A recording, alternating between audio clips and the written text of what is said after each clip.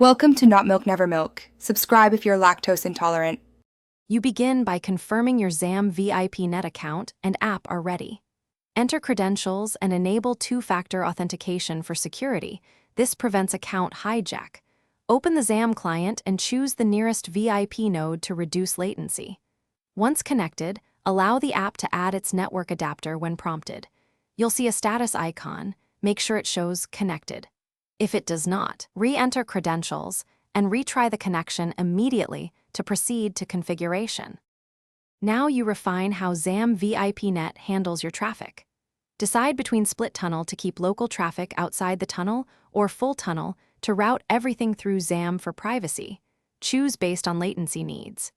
Set DNS to Zam's secure resolver to prevent leaks and verify DNS over TLS if available. If you need external service access, enable port forwarding for specific ports and map them in the client. Test with an IP/DNS leak tool and run a speed check to confirm acceptable performance. Finish by validating the connection end-to-end. Check your public IP, confirm DNS is the Zam resolver, and measure latency and throughput to your target. Once done, bookmark working node settings and configure auto-reconnect to maintain uptime. If something goes wrong, collect the client logs and try a quick restart of the Zam client or a device reboot. As a key troubleshooting tip, clear the DNS cache and switch to a nearby VIP node. That fixes most routing and name resolution failures without deeper changes.